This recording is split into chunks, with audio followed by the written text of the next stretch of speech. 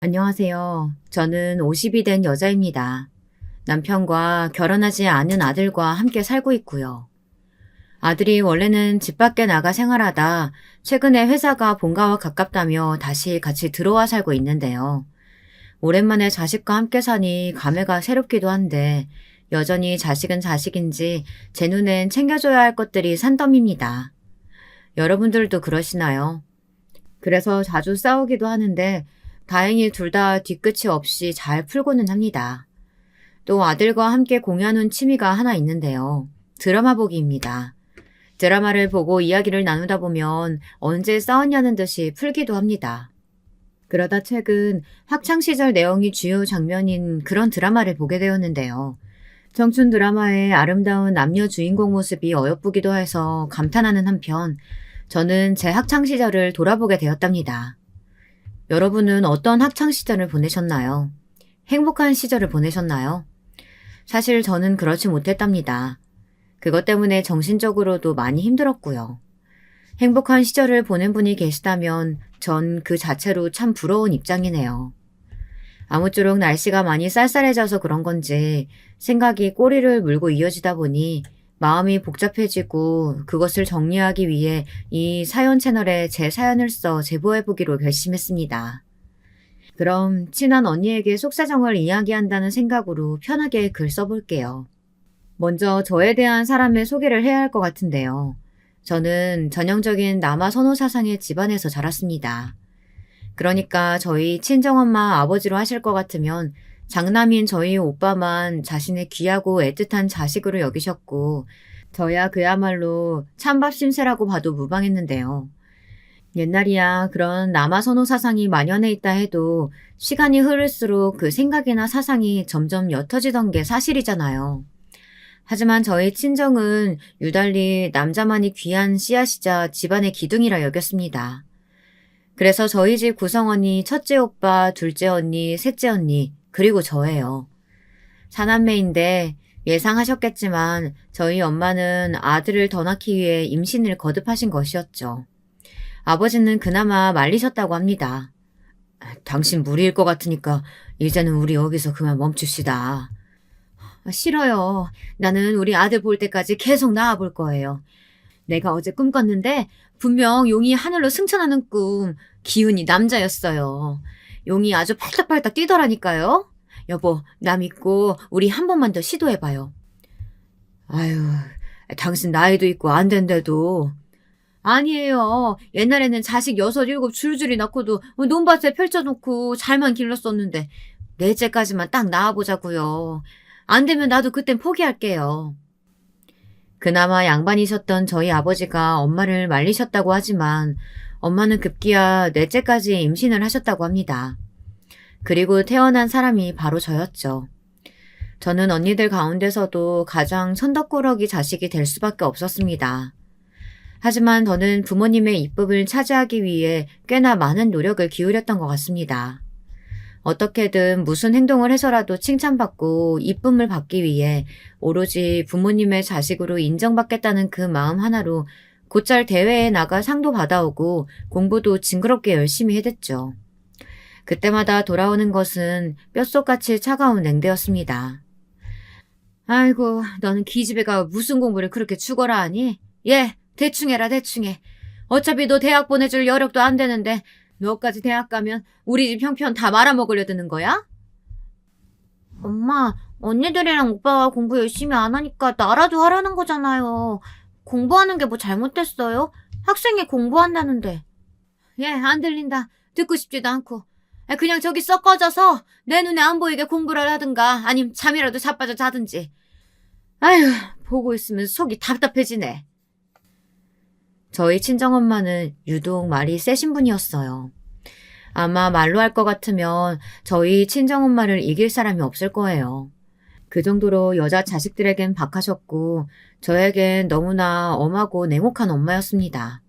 반면 날라리들과 어울려 다니는 오빠에겐 용돈이며 문제집이며 아낌없이 지원해 주었죠. 오빠가 뻔히 다른 곳으로 사고치러 놀러 다닌다는 것을 알면서도 해주었던 그 행동들. 지금 생각해보면 그저 아들에 대한 집착이라고 볼 수밖에 없는 것 같습니다. 엄마의 기대는 늘 오빠였고 오빠는 사실 그런 엄마의 관심을 힘들어했어요. 자기에게 기대가 집중되는 것을 버거워하곤 했죠. 그래서 일부러 사고라도 쳐서 엄마를 자기한테서 떨어뜨리려고 한 것인데 저는 아는 그 사실을 엄마는 모르셨습니다. 우리 장남 언젠가는 철들어서 들어올 게다. 엄만 그렇게 꾹 믿고 있어. 그러니 너네들은 니네 오빠한테 괜한 소리들 말고 오빠 집에 오면 잘 대해줘라. 엄마 없을 땐 밥도 챙겨주고. 알았냐? 엄마는 당시 시장통에서 채소가게 일을 하고 계셨는데요. 자리를 비울 때마다 저희 자매들에게 저렇게 말씀하시곤 했습니다. 그러니 언니들의 불만은 늘 한결같이 높을 수밖에 없었죠. 나는 우리 엄마 같은 사람은 절대 안 될 거야. 나도 그래.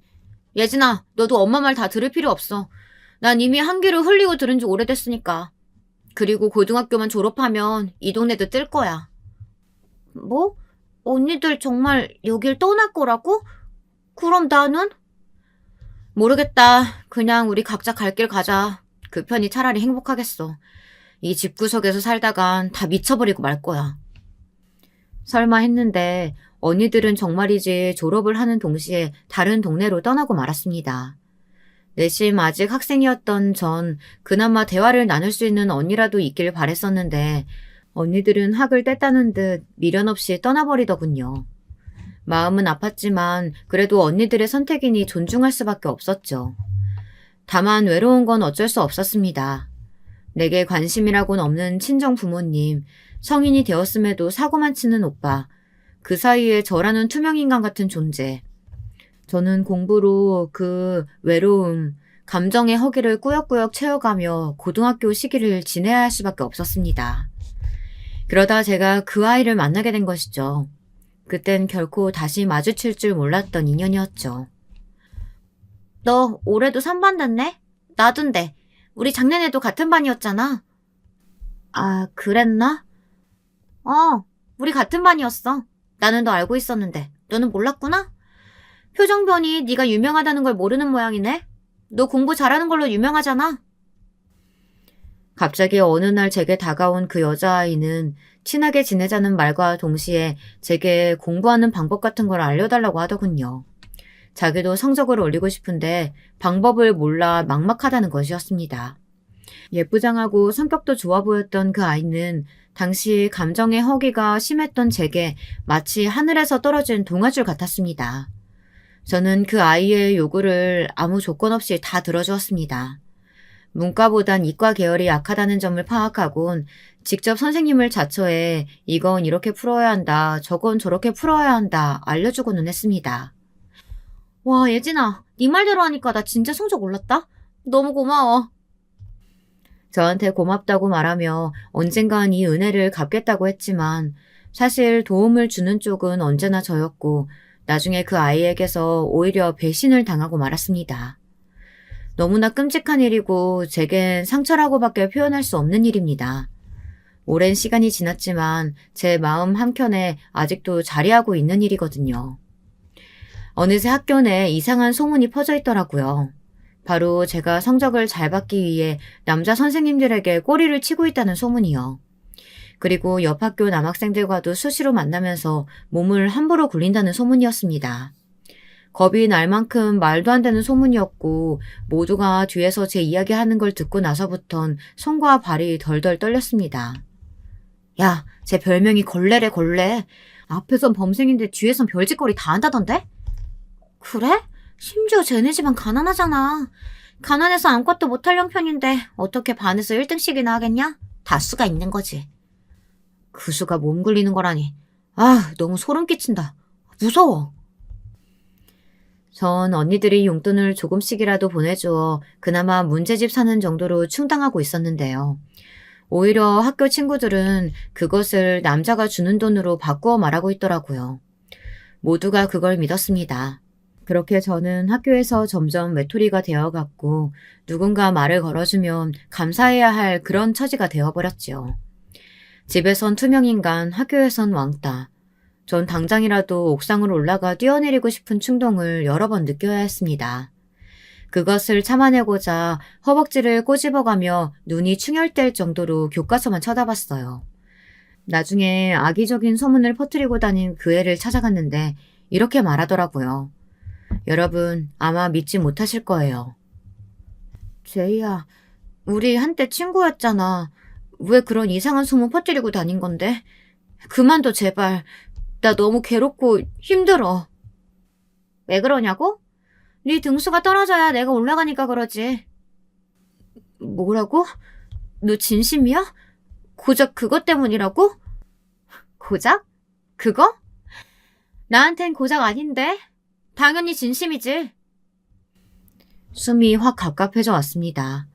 그러면서 악마 같은 눈빛을 번뜩이며 네가 차라리 죽었으면 좋았을 거라고 이야기하는 것을 듣곤 저는 결코 이 아이에게 상대가 안 되겠다는 생각이 들었습니다. 제가 선택할 수 있는 건 자퇴 아니면 전학뿐이었죠. 하지만 전학을 요청드리니 귀찮단 이유로 친정 부모님은 저를 외면하셨고 결국 스스로 제 발로 학교를 걸어 나오고 말았습니다. 그때 운동장을 가로질러 터벅터벅 정문을 향해 걸어가는데 어디선가 저를 쳐다보는 시선이 느껴지더라고요. 돌아보니 그 애였습니다. 그 애는 씩 웃으며 잘 가라는 손을 흔들어주고 있었어요. 치가 떨렸습니다. 돌멩이라도 들어 던지고 싶은 충동을 느꼈습니다. 아님 제 목숨을 버리고서라도 그 애를 벌해주고 싶었습니다. 허나 저는 무력했고 할 수 있는 게 없었어요. 저는 집으로 돌아갈 수 없어 부모님의 질타가 두려워 언니들이 있는 곳으로 떠났습니다. 그나마 언니들이 제 이야기를 듣고는 자기 일처럼 펄펄 뛰며 화내주었는데 그게 위안이 되더라고요. 그래서 전 첫째 언니가 묵고 있는 방에 함께 살면서 언니가 하는 일을 도와주게 되었어요. 우리 나쁜 일 있고 좋은 것만 생각하자. 앞만 생각하자. 응? 언니는 그렇게 말하며 저를 위로해 주었지만 전 가끔씩 그 악마 같은 미소를 짓던 여자애를 떠올렸습니다. 떠올리면 가슴이 답답해져 오고 식은땀이 흘렀고요. 그리고 시간이 조금 더 흘러 그 아이가 저와 다시 악연으로 만나게 될 것이라고는 생각조차 못했죠. 그것도 가족으로 엮일 것이라고 말입니다. 아마 이쯤 되면 여러분들도 그 아이가 누구일지는 상상이 되시겠죠. 참고로 나중에 제가 그 아이를 다시 만나게 되었을 때 저한테 이렇게 말하더라고요. 어머, 너는 그 일을 아직도 기억하고 있니? 참나, 쓸데없이 기억력도 좋아라. 예, 안 좋은 기억 같은 거 다 잊어. 원래 사람은 망각의 동물이라고 하잖아. 그런 것까지 다 품고 살면 정신건강 해친다? 얼마나 화가 났는지. 아니, 화라고 표현할 수 없는 감정이 끌어올라 죽는 줄 알았죠. 다시 돌아와 마저 이야기를 이어가자면 그래도 그때 저는 언니들과 있어 그나마 정서적인 안정을 되찾을 수 있었답니다. 그러면서 제 나름의 진로도 모색해 나갔죠. 돈이 없었기 때문에 언니 일도 돕고 고깃집에서 일도 하고 그리고 밤 12시부턴 검정고시 공부를 이어갔습니다. 커피를 뚝뚝 흘려가며 하는 공부는 고되고 피곤하고 힘들었지만 그럼에도 고등학교 졸업장은 필요할 것 같아 꾸준히 공부했답니다. 검정고시는 기존에 하던 공부가 있어 가뿐히 합격했습니다. 그리고 합격했을 때 언니들이 얼마나 좋아해 주었는지 몰라요. 우리 막내가 역시 머리 하나는 똑 부러지고 최고라니까. 막내야, 그러지 말고 너 공부 쪽으로 가보는 거 어때? 우리 막내 언니들 하는 이런 일 하기엔 너무 머리가 아까워. 맞아. 둘째 말대로 예진이 너는 공부 쪽으로 가야 돼. 예진아, 등록금은 걱정하지 말고 너 대학 준비해보면 안 될까? 만약 이때 언니들 말대로 제가 전문 직종의 길을 모색한다든지 어떻게든 공부하는 직업 쪽으로 인생의 방향을 틀었더라면 참 좋았을 텐데. 전 여직 이것이 후회가 됩니다. 언니들이 열심히 돈을 버는데 저만 공부하느라 허송세월 돈을 축내는 것이 미안했기에 저는 언니들을 따라 돈을 벌기로 결심했거든요. 그 선택은 어떻게 보면 인생을 넓은 시야로 보지 못하고 코앞의 위기 상황에만 대처한 것이 된 셈이었죠. 언니들이 발이 퉁퉁 부어가며 서서 일하는 것이 안쓰러워 저라도 보탬이 되어야겠다는 생각으로 작은 회사에 들어갔지만 그때부터 제 인생은 바람잘 날이 없게 되었습니다. 저는 고졸 출신으로 자그마한 회사에 격리로 취업을 했는데요. 당시 여기엔 저희 남편이 한참 높은 직급으로 앉아 있었어요. 알고 보니 제가 들어갔던 그 회사는 시부모님의 회사였고요. 저는 며칠 만에 남편 눈에 들었다고 합니다. 남편이 얘기하기를 제가 일을 빨리 익히는 것도 좋았지만 그 외적인 모양, 돈을 아껴 쓰는 거라든지 말을 차분히 한다든지 그런 사소한 것들이 좋았다고 하더라고요. 그리고 가장 큰 이유는 얼굴에서 풍겨져 나오는 분위기였다고 합니다. 남편은 조용하고 집에서 살림 잘할 것 같은 여자를 이상형으로 꼽았는데 말수가 별로 없는 제가 딱 그럴 것 같았답니다. 물론 저 역시 남편의 첫인상이 나쁘지 않았기에 연애를 시작하게 되었고요. 그러다 결혼까지 흘러가게 된 것이죠. 하지만 반대는 상상 이상이었습니다. 있을 거라 예상은 했지만 첫 인사를 드리러 온 날부터였죠. 아이고, 내가 경리를 며느리로 삼게 될 줄은. 아유. 시어머니는 보자마자 대놓고 한숨을 쉬셨고 남편에게 자꾸 눈치를 주었습니다. 남편은 남자가 둘인 집안의 장남이었는데 그래서 더 귀한 아들이었답니다. 마치 제 오빠가 저희 친정부모님에게 그렇듯이요. 차별이라면 진절머리가 날 정도로 싫고 무서웠지만 저는 제 친정에 있던 것처럼 똑같이 굴었습니다. 시어머니께 최대한 사근사근한 말투로 내주를 잘하겠다고 살림도 열심히 하겠다고 했죠. 그런데 역시나 돌아오는 반응은 살림만 열심히 한다고 되겠니? 집안이 받쳐줘야지 집안이. 아님 것도 아니면 능력이라도 되든가. 우리가 고작 고졸 격리 며느리 받으려고 금지요ገብ으로 내 아들 키운 줄 알아? 우리 아들은 내 평생 뼈를 깎아가며 키운 아들이야.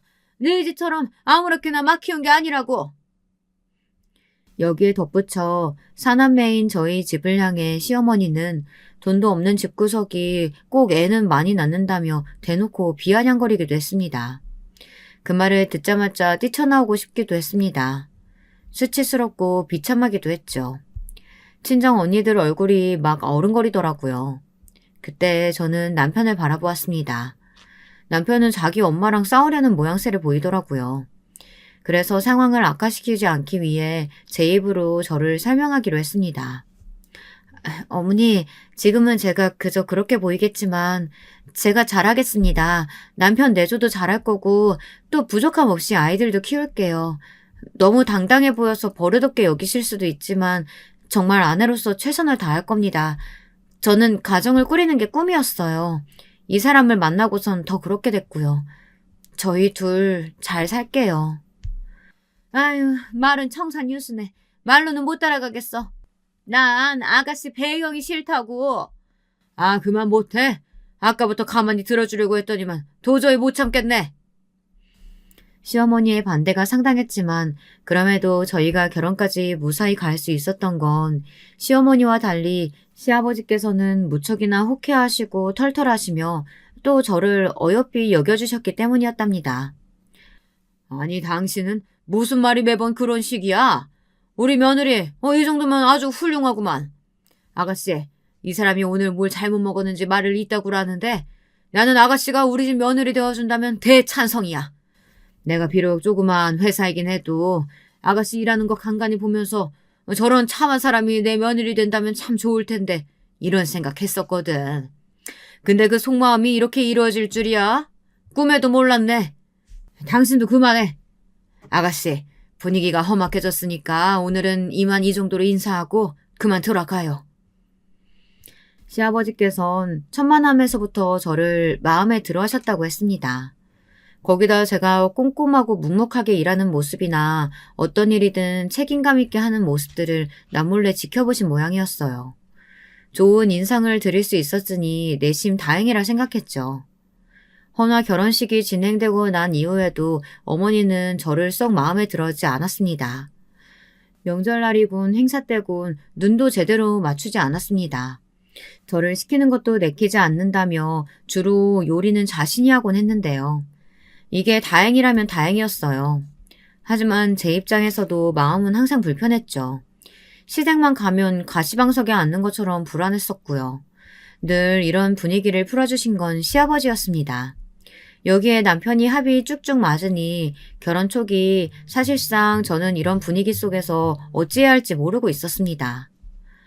아이고, 우리 며느리가 오늘따라 화사한 옷을 입고 와서 그런가 내 눈이 다 먹을 것 같네. 어째 우리 며느리는 결혼하고 나서 미모가 점점 오르는 것 같아? 내가 어디 동네 시장이라도 나가서 며느리 사진 보여주면 사람들이 연예인이랑 결혼했느냐고 묻더라니까. 그저 아버지, 저도 그래요. 거기다가 이 사람 얼마나 저를 잘 챙겨주는지 몰라요. 제가 처복은 진짜 타고났나 봐요. 옛날에 아버지 아는 무당이 그러셨다면서요. 제가 아내의 복이 타고났다고. 그래, 그래, 맞아. 그러고 보니 진짜 그러네. 두 사람 호흡이 척척 맞네. 이보세요들, 무슨 귀한 며느리라도 들어왔어? 왜 그렇게들 유난들이야? 참나, 나는 고졸 경리가 며느리로 들어왔다고는 쪽팔려서 어디 가서 말도 못해. 마음 같아선 숨기고 싶은 거 겨우겨우 직업도 속여가면서 말하고 있구만. 아, 맞다. 이 말 하려던 걸 깜빡할 뻔했네. 예, 너 내가 인사하는 그 윗집 아줌마 있지? 동네 아줌마들한테 네 친정이 꽤 잘나고 대학 잘 나온 애라고 얘기해놨으니까 그런 줄 알아. 괜히 얼타서 추잡한 상황 만들지 말고. 네? 거짓말을 하셨다고요? 굳이. 굳이는 뭘 굳이야. 그럼 너가 나 같으면 쪽팔려서 고지고대로 말할 수 있겠니? 고졸 경리라고? 이때만큼 대학을 안 나왔다는 것이 서러울 수가 없더라고요. 안 가고 싶어 안 간 게 아닌데 말이죠. 아, 당신 또 시작이네 이거. 며느리를 꼭 울려야 성이 풀리겠어? 당신이야말로 조용히 해요. 나도 참을 만큼 참고 있으니까. 솔직히 시어머니한텐 단단히 실망스러운 부분이 저도 꽤 많았습니다. 저에 대한 것들을 이상하게 속여서 남들에게 말하고 다니신다는 점이 특히 그랬고요. 시아버지나 남편이나 제 편을 들어주면 들어줄수록 시어머니는 더 심하게 매질하셨죠. 요지부동이었어요. 무조건 자기가 일단 맞다고 보시는 분이었으니까요. 그러니까 우리나라의 학벌주의, 직업주의, 이 모든 것들을 우선시하고 섬기시며 며느리는 시어머니의 종증으로 생각하시는 분이 바로 시어머니였으니까요. 어느 순간부턴 아버님도 더 심해지는 것을 알아채시곤 그저 한숨으로 대체하시더라고요.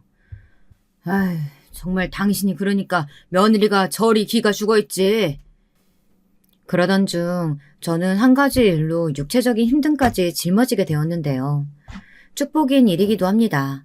바로 임신이죠. 임신을 했을 때 도련님의 뒷바라지까지 해야 하는 상황이 오고 말았는데요. 도련님이 사고를 쳐서 병동 생활을 잠깐 했는데 시어머니가 저보고 같이 도우라며 임신한 저를 병원에 부르더라고요. 너 아니면 누가 우리 아들 돌봐주니? 잘 왔다. 네, 형수님 좀 도와주세요. 우리 엄마는 힘이 없어서 엄마는 도움이 안 되네요. 부탁 좀 드려요. 도련님은 사실 부탁조도 아닌 건성으로 제게 자신의 간병을 해달라며 부탁했고 아픈 사람이 저렇게 말을 해 거절할 수도 없어 일단은 돕는 신용이라도 해야 했습니다. 여기서 도련님으로 잠깐 말할 것 같으면 시아버지를 닮지 못한 시어머니 쪽에 가까운 그런 사람이었습니다. 허영 부리는 거 좋아하고 일은 못하는 한량 같은 사람이었죠. 해주기 싫었는데 정말이지 억지로 간병을 해준 기억이 나네요. 또 문제는 아이를 낳고 난 후였어요. 지금만 해도 남자와 여자가 동등하게 일하고 집안일도 육아도 함께하는 추세인데 인생 선배님들께서도 잘 아시겠지만 옛날에는 거의 다 여자가 하는 게 당연했잖아요. 저 역시 그게 당연하다고 알아왔고요. 그렇게 남편이 도와주지 않아도 별다른 생각을 갖지 못했죠. 게다가 남편이 당시 사업을 하느라 바쁘다며 집에 잘 들어오지 못했어요. 미안해 여보. 내가 진짜 다음 주엔 많이 들어오도록 노력할게. 내가 지금 하는 사업이 우리 부모님 사업과도 연관이 깊어서 자꾸 신경을 쓰게 되네. 돈 버는 것도 다 한때라고 하니까 내가 지금 조금만 더 열심히 해서 사업 안정화시켜 놓으면 우리 가족 나중에 원하는 거 하고 싶은 거 다 할 수 있을 거야. 우리 애기 생각해서라도 좀만 참아주라. 이렇게 말하는데 남편을 차마 재촉할 수가 없었어요. 그래서 아이도 제가 키우고 독방 육아를 하며 힘든 시기를 보내야 했답니다. 저희 친정부모님은 제가 아이를 낳았지만 남자란 것에 잠시 안도하곤 그냥 획 집 밖을 나가버리셨고요. 이 시기 저희 시어머니는 제가 아들을 낳았다고 잠시 좋아하셨는데요. 저와 그때가 되어서야 눈을 맞추고 이야기를 주고받으시더라고요. 물론 그 관심이 저에 대한 관심이라기보단 아들에 대한 자기 손주에 대한 관심이었죠.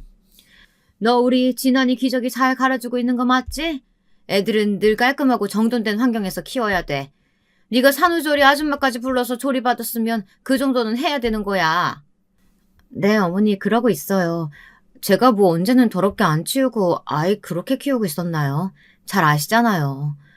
하여튼 너는 한마디를 하면 열마디를 한다. 그 주둥아리 내가 말하고 있을 땐 좀 닫고 있어라. 아 맞다. 그리고 우리 아들한텐 전화 같은 거 하지 말아라. 너도 알다시피 우리 아들 많이 바쁘잖아. 그러니까 되도록이면 애 키우는 거 네 손에서 다 해결하라고. 바쁜 애 오라가라 뭐 사와라 하지 말고. 제가 한마디 하려 했지만 주둥이 닫고 있으라며 대놓고 욕을 하시니 일단은 어쩔 수 없이 한 발 물러섰습니다. 저렇게 제가 아이를 정신없이 낳고 키우며 시댁과는 최대한 떨어져 지내고 있었는데요. 한 가지 일이 생기고 말았습니다. 너무도 가슴 아프고 도저히 쉽게 마음을 추스릴 수 없는 안타까운 소식이었죠. 바로 갑작스러운 시아버지의 비보였습니다. 시아버지께서는 반려견을 무척 사랑하셔서 꼭 하루에 한 번씩이라도 산책을 나가주시곤 했는데요. 빗길에 반려견을 산책하러 가시다 그만 사고를 당하시고 만 겁니다. 산길에서 발을 잘못 헛디뎌 떨어져 버리셨는데 머리 쪽을 크게 다치고 만 것이죠. 이때 시아버지의 반려견이 소리를 크게 짖어 다행히 지나가던 사람이 외진 그쪽으로 다가와 119에 신고를 해줄 수 있었는데요. 천만 다행으로 수술은 잘 끝났지만 시아버지는 하반신 마비로 장애인이 되어버리셨답니다. 시어머니는 이게 무슨 일이냐며 하루아침에 벌어진 일을 감당하지 못하고 주변만 원망해 댔습니다. 그 화살이 저에게도 왔고요. 무당이 그랬어. 네 아버지는 산과 친해져서는 안 된다고. 근데 저놈의 개새끼 때문에 저것 때문에 산 올라갔다가 저지게 된 거 아니냐. 엄마 상심 크겠지만 일단 마음 좀 추스르고. 아니다. 걔 때문이 아니지. 집안에 잘못된 사람 들인 것일 수도 있겠지. 암탉이 요란하게 짖어가지고 이 사달이 난 것이야. 그래, 그게 분명해. 시어머니의 상심은 이해하겠지만 가족들, 친척들 모두가 보는 곳에서 저를 손가락질하며 요란하게 구시는데 정말 무안하고 수치스럽더라고요. 주마등처럼 시어머니가 그간 저를 사람 취급도 하지 않으시며 번번이 무시하셨던 게 떠오르기도 했고요. 남편이 이에 꽤 화가 났나 봐요. 남편도 평소 자기 엄마 말은 그냥 듣는 경우가 많았는데 버럭 소리를 지르더라고요. 엄마, 무슨 그런 말씀을 하세요? 왜 도대체 이게 저 사람 잘못이라는 거예요? 적당히 좀 하세요. 아버지를 저 사람한테 화풀이 하지 마시라고요. 네, 어머님. 제가 뭘 잘못한 게 있다면 사과드리지만 아닌 거 아시잖아요. 저한테 탓 돌리시는 거 하지 마세요. 듣는 저도 사람인데 기분 나빠요. 아버님도 몸 불편하신데 이런 분위기 아닌 것 같아요. 너 지금 보니까 말 한 번 잘한다. 집안 꼴 아주 잘 돌아간다. 자식놈의 새끼는 지 애미한테 대들어 며느리 시어머니를 개만도 못하게 대해. 너 오늘 일 내가 절대 잊지 않으마. 알겠어? 반드시 갚아줄 거야. 제가 용기 내어 했던 한마디에 시어머니는 미친 사람처럼 더 열을 내었습니다. 실제로 시어머니는 정말 제정신이 아니었던 게 시아버지의 아끼는 반려견을 어딘가에 팔아버렸다고 하더라고요. 그날 남편은 제 엄마가 정상이 아닌 것을 알곤 제 손을 잡고 병실 밖을 나왔습니다. 그 시기에 저는 순종적인 사람이었음에도 불구하고 나름대로 화가 굉장히 많이 쌓여 있었던 게 분명했어요. 나와서도 손과 발이 덜덜 떨리면서 시어머니에게 소리를 지르는 상상을 했거든요. 이젠 못 참아. 나도 변해야겠어. 변하지 않으면 내가 죽겠어. 그래, 당신 마음 가는 대로 해. 표출하지 못한 아픈 마음들이 켜켜이 쌓여 저를 짓누르고 있었던 건지 그때 처음으로 제 목소리를 분명하게 내게 되었습니다. 그 경험이 꽤 중요했어요. 저도 사람이라는 거, 제 마음을 말해도 된다는 거, 그런 것들을 알게 되자 그 이후로부턴 제 할 말을 하게 되더라고요. 시어머니가 괜히 시아버지 간병 힘들다고 제게 하라고 떠밀 때면 시아버지를 생각해 도와드리긴 했지만 이상한 말들엔 못 들은 척 대꾸를 아예 하지 않거나 무시했어요. 그도 아니면 반박하기도 했죠. 시어머니는 어디서 며느리 주제에 자기 말을 무시하냐며 저를 또 압박하려고 들었죠. 하지만 저는 더 태연하게 굴었습니다. 눈을 동그랗게 뜨곤 정말 못 들었다 무슨 말을 하셨냐 되물었죠. 너 너 지금 못 들은 척 하는 건 내가 모를 줄 알아? 저 정말 못 들었어요. 아, 걸레 빨라고요? 네, 조금 이따 할게요. 지금은 다른 거 할 게 있어서요. 이게 어디 건방지게 시어머니 말을? 그럼 시어머니도 할 말이 없는지 벙찐 얼굴을 짓더라고요. 그 표정을 보는 게 꽤나 재미있었습니다. 어머님 할 말 많으실 텐데 못하시는 거 솔직히 고소해. 내가 이렇게 얄밉게 대하는데 어떻게 화가 안 나고 배기시겠어. 이런 마음 나쁜 마음인 건 알지만 솔직히 나는 지금이 전보다 훨씬 편해. 몸도 마음도. 그래, 당신 잘했어. 앞으로도 지금처럼 해, 그냥. 난 신경 안 써. 내가 그랬잖아, 당신 마음대로 하라고.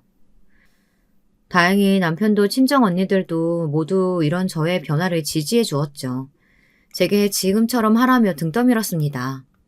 자존감 없는 사람이 자존감 있는 척 구는 거, 자신감 없는 사람이 자신감 있는 척 행동하는 거 결코 쉽지 않지만 이때 전 알았어요.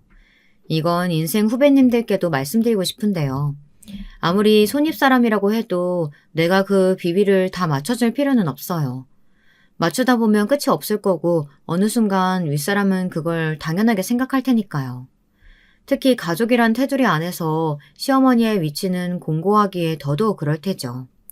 아무쪼록 저는 변화에 변화를 거듭해 나가며 새로운 사람으로 나아가고 있었습니다. 하나 더 행복했던 소식은 시아버지 역시 재미를 느끼셨다는 거였어요. 내 신세가 이렇게 된 건 안타깝긴 하지만 난 요즘 네가 집사람이랑 대적하는 거 보는 재미가 아주 쏠쏠하다. 그 재미로 산다고 해도 과언이 아니야. 아가, 앞으로도 당당하게 나와라. 너무 보기 좋다. 시아버지마저 좋아해 주시니 행복했습니다. 드디어 저로 사는 기분이었달까요? 해방감을 되찾은 기분이었죠. 그렇게 시아버지 옆에서 간병을 해드리면서 적적하지 않게 보살펴드리고 있었고요. 그런 나날들을 보내던 중 시어머니의 관심이 다른 쪽으로 쏠리고 말았는데요. 바로 저희 둘째 도련님이 장가를 가시겠다고 선언한 겁니다. 둘째 도련님으로 말할 것 같으면 앞서 말씀드렸다시피 한량의 시부모님 회사에서 별 하는 거 없이 노닥거리는 사람이었는데요. 저희 남편이 그 때문에 도련님을 몇 번 질책도 해봤지만 소용이 없을 정도로 천성이 게으른 사람이었어요. 근데 그런 사람이 어디서 갑자기 여자를 데려온 겁니다. 그것도 직업이 변호사인 여자를요. 제 동서가 될 사람이 변호사라니 시어머니는 난리가 나셔서 동네 잔치라도 여실 기세가 되셨죠.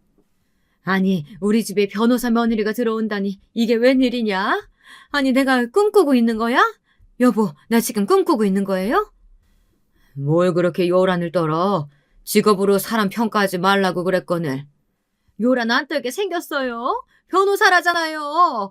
그것도 우리 장남이 데려와야 할 며느리를 둘째가 데려온다는데. 어머나 세상에. 시어머니는 장남이 데려왔어야 할 며느리가 이제야 들어왔다며 집안의 격이 다시 갖춰졌다 말씀하셨습니다. 그리고 은연중에 도련님을 슬쩍 보며 아주 잘했다는 은은한 미소를 보내셨죠. 솔직히 어떻게 둘이 인연이 된 건진 저도 궁금했어요. 나중에 듣고 보니 한량 같은 도련님의 거짓말로 인연이 된 것이었더라고요. 도련님은 외제차만 고집하며 겉만 번지르르하게 하고 다녔는데요. 동서한테 자신이 곧 형의 사업도 함께 할 거고 부모님 사업도 밟게 될 거라고 했다더군요. 실상은 제 남편 사업에 전혀 하나도 도움이 되지 않고 있고 시부모님 사업 역시 남편이 물려받을 것이었지만요. 아무쪼록 그렇게 들어온 변호사 동서는 정확히 도련님이 그 선전포고를 한 지 일주일 지난 주말 시댁으로 발걸음을 하였습니다. 저는 그 동서의 얼굴을 보자마자 기겁을 하며 쥐고 있던 포크를 우수수 떨어뜨리고 말았고요. 여러분도 예상하셨을까요? 얼굴이 변했다고 한들 그 애는 분명 저를 악질적으로 괴롭혔던 절 왕따시킨 무리의 주동자, 그리고 가해자였어요. 그때부턴 저도 모르게 눈도 못 마주치고 땅만 바라보게 되었고 대화 내내 끼어들지 못했습니다. 그에 반해 그 여자엔 물을 흐르듯 말을 이어갔습니다. 가해자만 당당했죠. 아, 당신 왜 그래? 안색이 안 좋은데. 아니야, 아무것도. 어머, 형님. 형님이라고 불러도 되죠? 아프신 데 있으면 말씀하세요. 가방에 약 있으니까 드릴게요. 제가 자주 아파서 약을 늘 챙겨 다니거든요. 아니에요. 괜찮아요. 그나저나 형님이랑 저랑 학교가 같다고 하던데 동창이었나 봐요.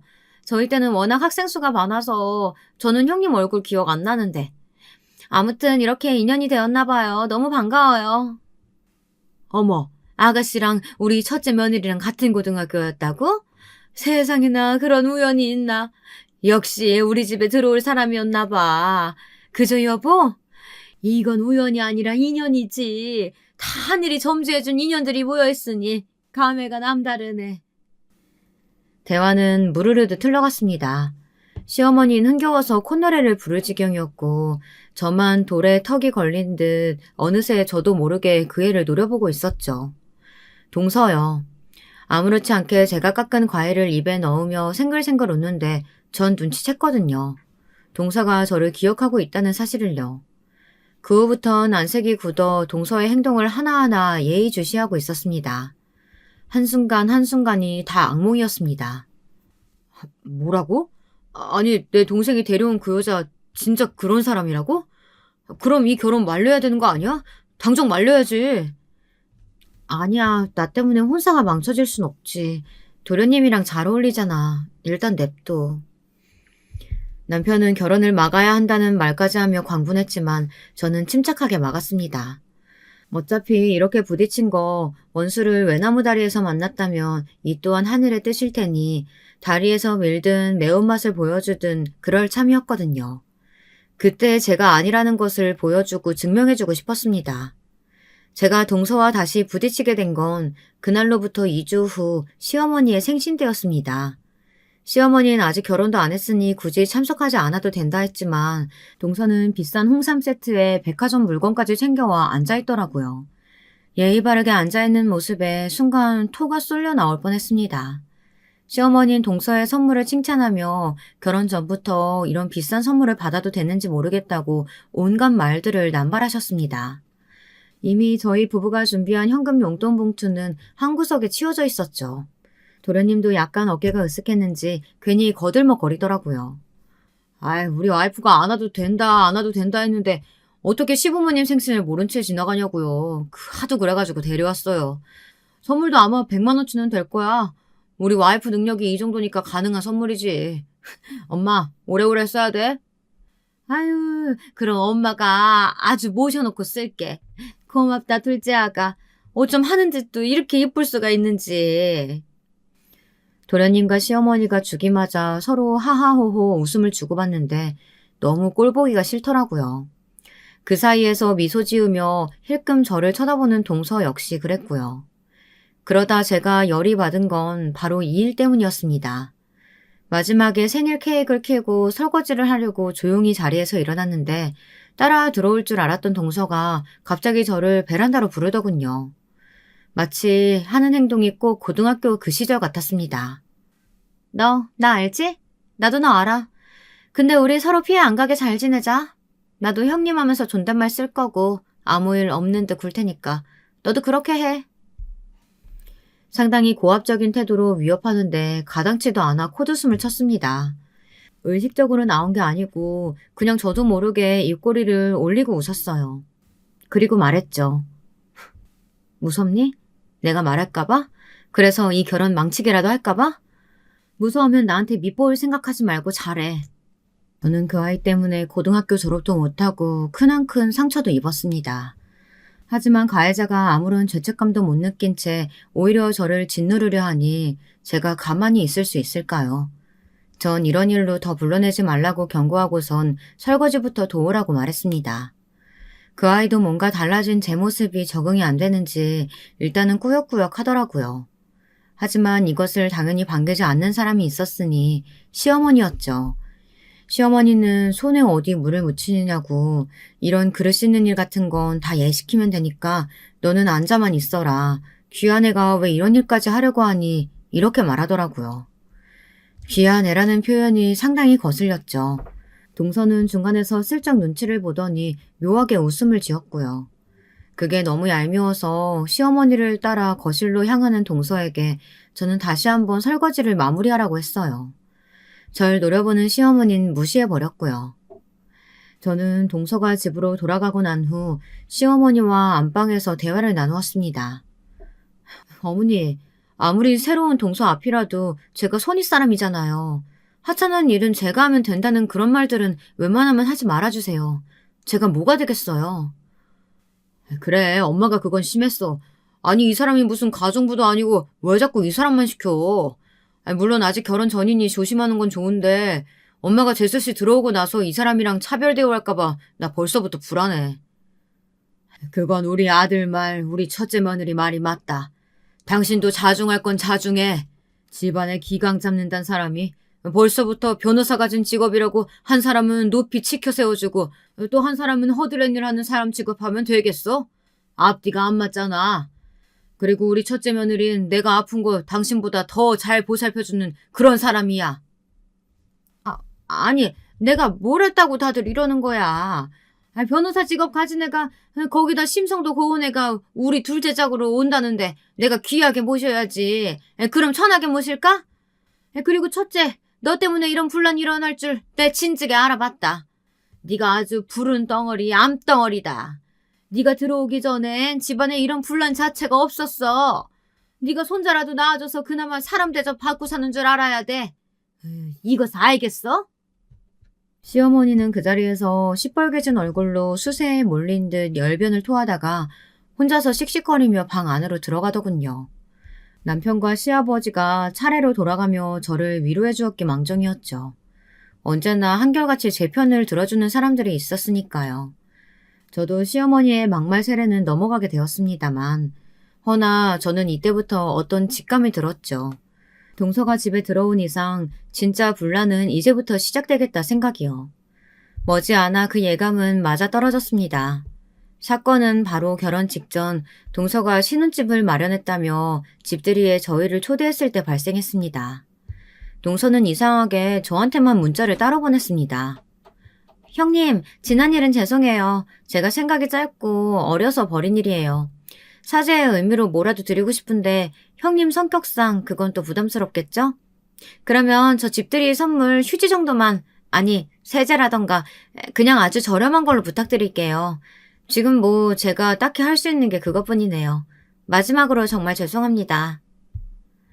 어떻게 보면 절절한 사과의 메시지가 담긴 문제였습니다. 물론 저는 저것을 고지고대로 다 받아들이진 않았고요. 허나 집들이 선물은 동서가 부탁한 대로 간소하게 해갔습니다. 휴지와 세제를 사들고 저희 부부는 약속된 시간보다 조금 이르게 집들이에 참석하게 되었답니다. 가자마자 동서는 제 손에 들린 휴지와 세제를 보더니 싱긋 웃더라고요. 아주 기이한 웃음이었습니다. 형님, 오셨어요? 동서, 좋은 집으로 왔네. 네, 저희 어머니 아버지께서 금전적인 부분을 좀 도와주셨어요. 그나저나 차는 안 막히셨어요? 말은 사근사근하고 친절하게 했는데 어딘지 가시가 있는 느낌이었달까요? 쎄했습니다. 동서가 미리 집들이 음식을 다 준비해 놓아 저희는 곧 오실 시부모님을 기다리며 세팅만 도와주고 있었어요. 그러던 중 시어머니가 도착을 하셨고요. 시아버진 몸이 안 좋아서 못 오게 됐다. 아이고, 그나저나 집이 참 환하고 이쁘네. 우리 사돈어른께서 인테리어 도와주셨다고 했지? 역시 안목이 남다르시네. 오자마자 칭찬을 연신 늘어놓던 시어머니는 음식보단 그 후 동서의 이야기에 귀를 기울이기 바쁘시더군요. 동서와 서방님은 앞으로 가지게 될 재력에 대해 자랑을 하고 있었고요.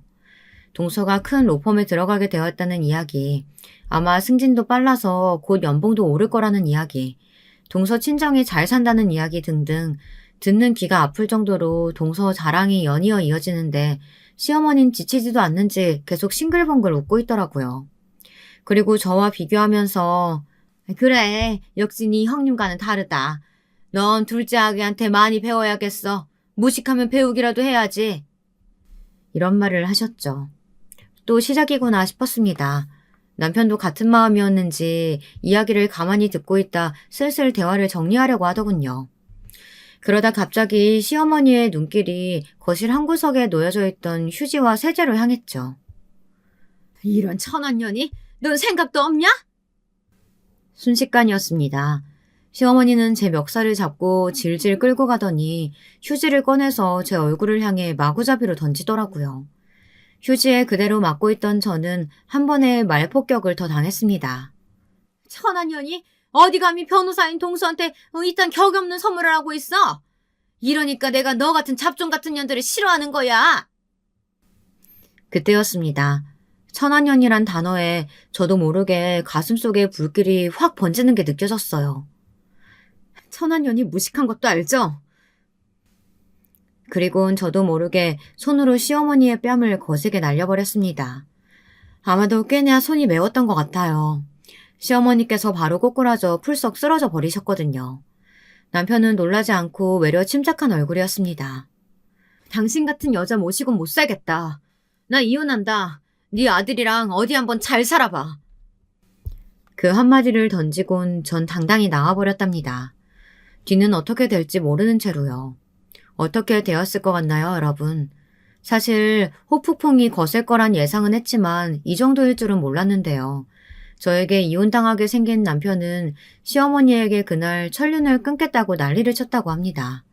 시어머니는 그건 또 무서웠는지 처음엔 남편에게 잘못했다, 다신 그러지 않겠다 빌다가 마지막에는 어떻게 애미를 두고 여자를 선택하냐며 몰아붙이셨다고 하더군요. 그래서 제 남편은 진짜 인연을 끊어야 할 것 같네요, 엄마. 아니, 이제 엄마라고도 못 불러드릴 것 같아요. 제 마지막 인사 받으시고 우리 서로 연락하지 맙시다. 이렇게 말하곤 정말 연락을 하지 않았답니다. 무려 5년간을요. 시아버지를 뵙지 못하는 건 아쉬웠지만 저도 정이 떨어져서 더 이상은 시댁에 발을 들일 수가 없었죠. 그렇게 살다 시아버지의 장례식 날 다시 한번 시어머니를 만나게 되었고 그제야 시어머니는 정신이 조금 드셨는지 제게 무릎을 꿇고 사과를 하셨습니다. 살 맞대고 살던 남편도 잃었는데 장난마저 잃을 순 없다면서요. 결국 그 말에 저와 남편은 오래 고민을 하다 한 번만 용서를 해드리겠다고 하고 명절날만 가서 얼굴을 보고 오기로 했답니다. 그리고 어느 순간부턴 시어머니의 동서에 대한 대우가 굉장히 안 좋아졌는데요. 알고 보니 동서가 일하기 싫어 전업주부로 집안에 들어앉으며 서방님 돈으로 사치만 계속 했나 보더라고요. 거기다 애를 낳기 싫다고 선언한 것도 한몫했고요. 시어머니에게 미운 털이 단단해 박힌 거죠. 그래서 외려 손주를 낳아준 저를 더 챙기며 받들어 모시듯 그렇게 하기 시작하셨는데 저는 그저 아무것도 못 본 척 못 들은 척 전과 똑같이 행동하며 살았답니다. 시어머니에게 받은 상처가 워낙 커서 지금 와서 잘해준다고 한들 마음이 가지는 않더라고요. 그러다 며칠 전 조금 충격적인 소식을 듣게 되었죠. 동서와 서방님이 이혼을 한다는 소식이요.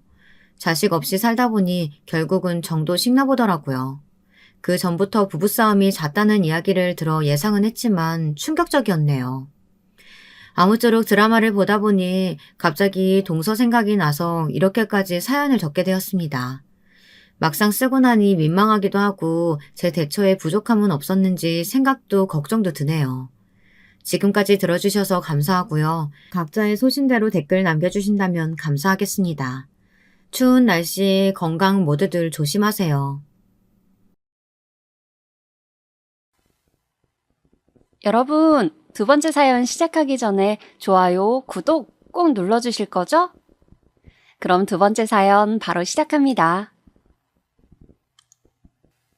안녕하세요, 여러분. 이 늙은이가 어쩌다 보니 이런 곳에 사연도 한번 보내보네요. 저는 올해로 70이 된 딸 하나 두고 있는 사람입니다. 여러분들이 보내신 사연을 재미있게 듣는 게 요즘 하루의 낙인데 어느 날 문득 내 이야기도 한번 보내봐야겠다 하는 생각이 들었어요. 제 이야기는 다름이 아니라 지금은 남이 된 사위에 대한 이야기예요. 사람이 참 첫인상이 무서운 게 저는 사위를 처음 봤을 때부터 마음에 안 들고 그냥 기분이 쎄했거든요. 그런데 역시나 본 모습을 감추고 있던 사람이었어요. 그래서 그놈을 제가 어떻게 제 딸에게서 떼어놨는지 한번 들어보시겠어요? 전 경상북도 경주에서 태어났습니다. 저희 집은 경주 외곽에서 농사를 지었어요. 저는 결혼도 중매로 같은 동네 총각하고 했죠. 양가 모두 농사로 뼈가 굵은 집안이었어요. 남편과의 삶은 노동량은 많았지만 소박하고 하루하루 묻어냈어요. 남편도 저도 날리는 사람을 싫어하고 말수가 많지 않았습니다. 저는 그이의 그런 진중한 면이 좋았어요. 평생 믿고 의지하며 살만하다 여겼죠. 결혼하고 이듬해 저는 딸을 하나 낳았습니다. 그리고 그 다음에 다시 아기를 가지게 되었죠. 그런데 불행히도 두 번째 아기는 유산이 되고 말았고 둘째 아기를 유산한 후로 저는 다시는 임신이 되지 않았어요. 남편도 저도 자식 욕심이 있었기에 너무 아쉬웠지만 하나만 잘 키우라는 하늘의 뜻이겠거니 하면서 나중에는 마음을 비웠습니다. 딸아이는 어렸을 때 들판을 뛰어놀고 마을 아이들을 몰고 다니는 개구쟁이였어요. 놀다가 자꾸 넘어져서 다쳐오는 딸의 얼굴만 보면 화를 내야 하는 상황인데도 웃음이 날 정도로 정말 저에게는 귀한 자식이었습니다. 제가 아기를 키우며 씨름하는 동안 남편은 농사 짓는 일을 사업으로 키워갔어요. 여러 가지 농작물을 많이 재배하고 사업화하고 작물들을 고정적으로 납품하게 되면서 집에는 재산이 쌓여갔습니다. 그만큼 남편이 성실하기도 했고 또 운도 많이 따랐던 것 같아요. 많은 돈이 생겨도 우리의 생활은 큰 변함이 없었습니다. 남편은 여전히 소박하고 검소하게 살았어요. 돈은 모아서 그냥 조금씩 땅도 사고 집도 샀습니다. 살면서 언제 어떤 일이 닥칠지 모르니 항상 여윳돈이 있어야 한다는 것이 남편의 생각이었어요.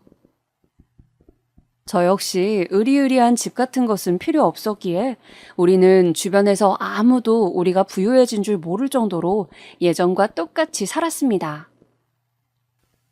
다만 아이 학교 때문에 너무 시골에 있는 것은 아니다 싶어 우리 가족은 남편이 농사 짓는 지역 근처 신도시로 이사를 가게 되었어요. 저는 이사한 집에 적응하랴 아이 키우랴 한동안 정신이 없었죠.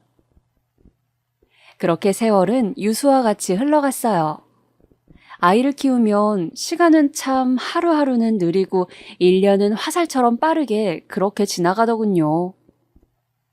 어느새 정신을 차려보니 나는 중년의 여인이 되어 있었고 딸아이는 언뜻 보면 어른인 줄 알 정도로 덩치가 커져 있었어요. 제가 그리 예뻐하고 자랑하던 딸은 자라면서 자신이 공주 대접에 익숙하다 보니 사교성이 없어 친구를 잘 사귀지 못했어요. 친구들로부터 이기적이라는 이야기를 듣기도 하고 본인 역시 누구에게 맞추려는 노력을 하지 않았죠. 항상 우등생이었지만 성적은 중학교 3학년을 기점으로 서서히 떨어져 평범해지기 시작했습니다. 초등학생까지는 이것저것 시켜놓은 게 많았던지라 본인이 학교 수업을 조금 게을리더라도 따라갈 수가 있었는데 확실히 중3 이후로는 본인이 노력하지 않으니 성적이 곤두박질 치더군요. 특히 고1이 되고 처음 본 반편성 모의고사에서 성적이 너무 안 나와서 제가 크게 상심했던 것이 아직도 기억이 납니다. 그렇게 딸아이와 함께 고등학교 성적에 일희일비하면서도 저도 마치 고등학생인 것처럼 전전긍긍하며 지내던 때였어요. 어느 날 남편이 갑자기 쓰러졌어요. 고혈압으로 인한 뇌경색이었습니다. 뇌경색이라는 병이 참 무서운 것이 보통은 두통 등의 전조 증상이 있다는데 남편은 그런 것도 없었어요. 그냥 자기 전에 등이 땡긴다고만 했는데 그러고 아침에 119에 실려가서는 영영 돌아오지 못했죠. 지금도 남편의 차디찬 손을 붙잡고 망연자실 병원에 서 있었던 기억이 납니다. 여보, 나는 어떻게 살라고, 우리 지연이는 어떻게 살라고, 여보. 아빠. 그렇게 저와 딸은 남편과 아빠 없이 살게 되었죠. 처음에는 너무 두렵고 막막했지만 나중에는 딸아이가 많이 커서인지 적응이 되었어요. 시간이 지나면서 저는 어쩔 수 없는 시련과 고통이라면 받아들이고 내 인생을 멋지게 살아가자고 다짐했습니다. 저에게는 하나뿐인 세상에서 가장 소중한 딸이 있었으니까요. 딸은 20살이 되어 본인이 원하던 외국어 전공을 선택해 외국어 대학교에 진학하게 되었습니다. 통번역가가 되고 싶다는 딸에게 저는 아낌없는 지원을 약속했죠. 딸은 공부를 하면서 자기 돈으로 용돈을 벌어보고 싶다 하더니 학생들이나 성인을 가르치는 일을 시작했어요. 저렴한 금액으로 외국어를 가르치면서 약간의 봉사의 개념도 가지고 베풀고 싶다고 했죠. 저는 자라면서 내내 공주처럼 깍쟁이처럼 굴던 딸이 어쩐 일로 그런 기특한 생각을 했나 싶어 칭찬을 많이 해주었습니다.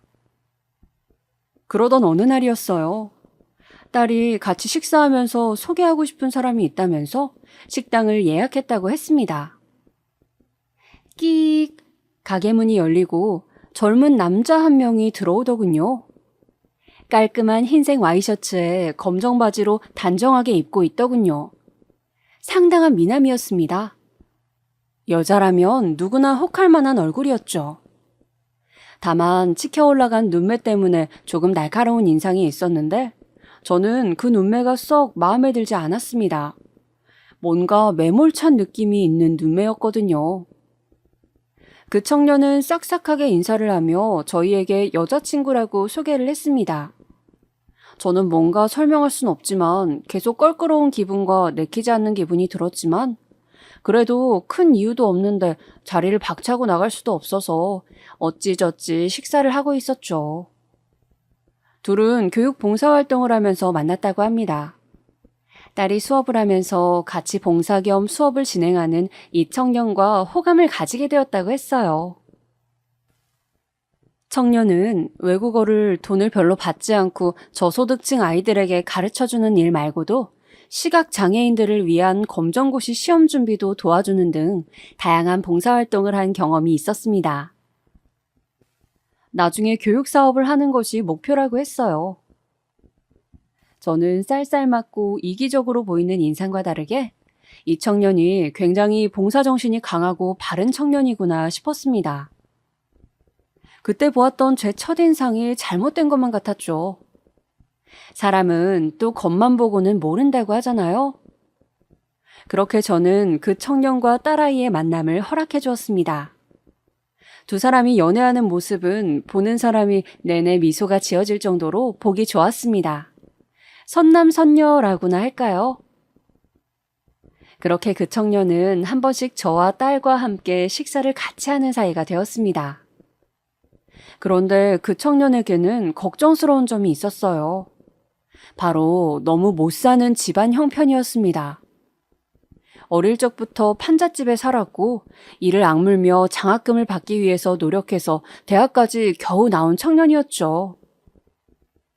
아버지는 아직도 다 쓰러져가는 판잣집에 사시는데 어머니는 예전에 힘들어서 가출을 하시고는 돌아오지 않았다고 했습니다. 아버지는 매일 밥을 먹으면서 술을 곁들이는 것이 일상이 되어 있는 분위기였고요. 좋게 말해서 반주이지 제가 듣기에는 알코올 중독자 같이 느껴졌습니다. 제가 알기로 알코올 중독이라는 것이 얼마나 자주 술을 찾느냐가 더 중요한 기준이라고 들었거든요. 저는 딸에게 결혼까지는 아닌 것 같다고 그런 시댁을 네가 감당할 수 있겠냐고 걱정스럽게 말했습니다. 그런데 딸은 사람만 좋으면 되지 않겠냐고 봉사활동도 하고 얼마나 바른 사람인데 다 극복할 수 있다며 자꾸 그 청년과 앞날을 생각하는 것처럼 말하는 것이었어요.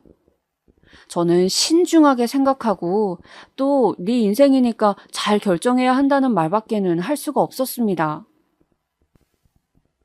그렇게 지내다가 마침내 딸은 그 청년과 함께 식사 자리에서 이제는 결혼 준비를 하고 싶다고 하더군요.